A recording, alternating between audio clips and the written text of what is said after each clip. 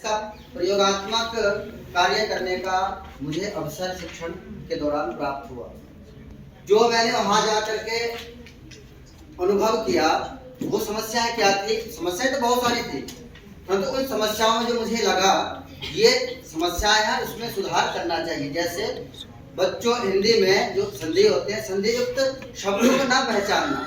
संधि तो पता है, उनको पता है सरे से जोड़ देते हैं, से तोड़ देते हैं, परंतु उसको पहचान नहीं पा रहे हैं कहाँ पर क्या समस्याएं हैं। तो यह स्थान था मेरा सर्वोदय बाल विद्यालय, अंबेडकर नगर, नई दिल्ली।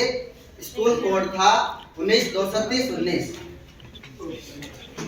जो मैंने कारण देखा, संभावित कारण मैंने ये अनुमान लगाया, जो वहाँ पे अब तक पढ़ा रहे थे मेरे आने से पूर्व वहाँ के जो अध्यापक थे, उन्होंने विशिष्ट रूप से उन बालकों पे विशेष ध्यान नहीं दिया। जिन बच्चों को विशेष अभ्यास कराया जाए ताकि इनका ये जो उच्चारण दोष कर रहे हैं या समझ नहीं पा रहे हैं, ये इनमें दिक्कत हो। और मैंने एक और कारण प्रमुख देखा, जो बच्चों में जो रुचि थी ना, वो रुचि नहीं ले रहे थे। अगर संक्षिप्त में कहूँ तो मूल रूप से अध्यापकों ने विशिष्ट रूप से ध्यान नहीं दिया। तो मैंने सोचा इस चीज को मैं कैसे इन बच्चों में सुधार लाऊं, बदलाव रखूं। तो मैंने एक परिकल्पना की, एक योजना बनाई। उस योजना के तहत मैंने उस कार्य को करने का प्रयास करूंगा, ऐसे मैंने संभावना बनाई। जैसे मैंने सोचा इनको चार्ट के माध्यम से उन शब्दों को लिखूंगा और लिखने के बाद मैं इनको जिन जिन बच्चे में ये समस्या है उनको विशिष्ट रूप से बुला करके आगे सभी बच्चों के समक्ष उच्चारण करवाऊंगा और ये बताऊंगा ये शब्द जैसे उज्जवल, इसको कैसे उच्चारण करना है, इसमें संयुक्त पद कैसे है, शब्द कैसे है, उनको ये इसका ज्ञान कराऊंगा। फिर मैंने सोचा ये चार्ट पे हो गया। फिर मैंने ये सोचा इसके माध्यम से फ्लैश कार्ड के माध्यम से समझ जाएंगे, परंतु और रुचि उत्पन्न कैसे करूंगा, ये बढ़ चढ़ के और भाग लेंगे। तो मैंने एक प्रतियोगिता के लिए समय निश्चित किया। मैंने इन बच्चों के साथ प्रतियोगिता कराऊंगा और इसमें मैंने समय निर्धारित किया था कि हर एक सप्ताह में एक दिन अवश्य प्रतियोगिता कराऊंगा और ग्रुप बाय कराऊंगा। जैसे कक्षा में बैठे होते हैं बच्चे, सेक्शन ए, सेक्शन बी और सेक्शन सी, तो इसको इनमें भाग करके और अंक भी मैंने निर्धारित किया। जो उत्तर सही देगा उन बच्चों को 2 अंक मिलेंगे और जिस ग्रुप का अच्छा प्रदर्शन रहेगा उनको इनाम भी दिया जाएगा। तो ये मैंने एक परिकल्पना की। अब मुझे इसका कार्यान्वयन करना था, जो मैं इसको अब कैसे लागू करूँ।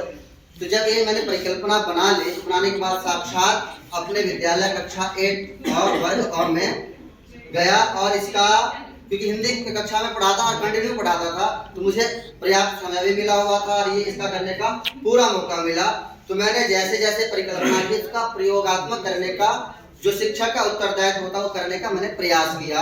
सबसे पहले बच्चों के लिए मैंने जो चार्ट बनाई थी उन शब्दों को चयन किया, जैसे उज्जवल, परीक्षा, क्षत्रिय। बताई कि मैंने ये सोचा, लिखा तो एक भी नहीं, आपने लिखा तो कुछ और है। मैंने रिपोर्ट अंतिम नहीं बना पाई। नहीं, मुझे ये पता था कि मैंने मैंने सोचा, उसके बाद मैंने क्लास में करना शुरू किया जो आपने परिकल्पनाएं बताई थी, इसमें तो एक भी नहीं लिखा है, मुझे कुछ नहीं लिखा। मैंने ये जो रिपोर्ट के माध्यम से बताई वो मैंने लिख नहीं पाया। मैं ये पता नहीं था कि मुझे ऐसा लिखना है।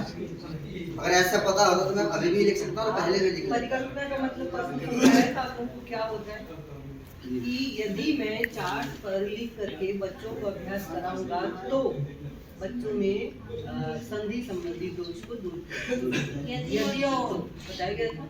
एक तो परिकल्पना जो आपने स्टेटमेंट दिया, ये भी मतलब जो फॉर्मेशन होता है बनना चाहिए वो आपके तरीके से। अब बोल आप कुछ और यदि और तो वाली परिकल्पना आपने बना ये जो बातें कर रहे हैं ना पीछे, जो परिकल्पना होती है उसी परिकल्पना के आधार पे आपको कार्य आगे करना होता है। कि मेरी पहली परिकल्पना क्या है, चार्ट के माध्यम से मैं जो संधि शब्द है उनका अभ्यास करवाऊंगा। तो चार्ट के माध्यम से ही आपको क्लास में संधि शब्द का अभ्यास कराना है और फिर उसका परिणाम देखना है कि पहले बच्चे कितना अशुद्ध कर रहे थे, अब कितना उनमें सुधार हुआ है।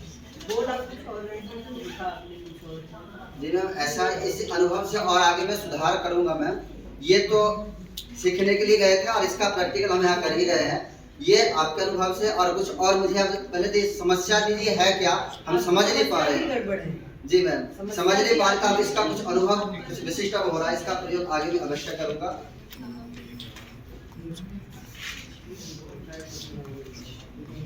क्या निकला आपका परिणाम? परिणाम ये निकला मैम कि जब मैंने इन सब का मूल्यांकन अंतिम में किया, जब ये सारा कार्य मैंने मूल्यांकन जैसे मैंने बोर्ड पे करवाया था चार्ट के माध्यम से, और प्रैक्टिकल जो मैंने यूज करवाया उसके माध्यम से ये अनुभव किया मैंने, ज़्यादा 100% परिणाम तो नहीं रहा, पर हाँ निश्चित मैं ये कहूँगा कि मेरा परिणाम 50% जरूर सफल रहा, और उसमें बच्चे रुचि लेकर के उन शब्दों में सुधार के पहचानने लगे।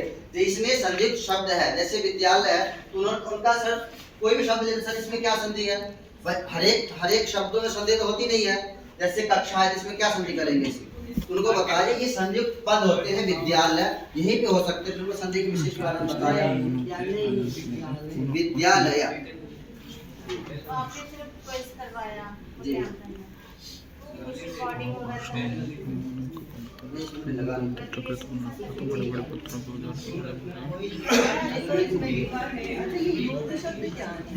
योग जोड़ना, जैसे विद्या इसको मिलेंगे तो उसको करेंगे।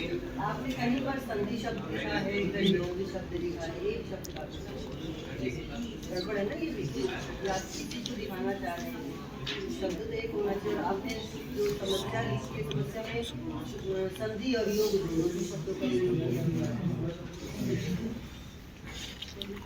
पूछ लो इनका, तुम भी कुछ पूछना। हमारा कोई डाउट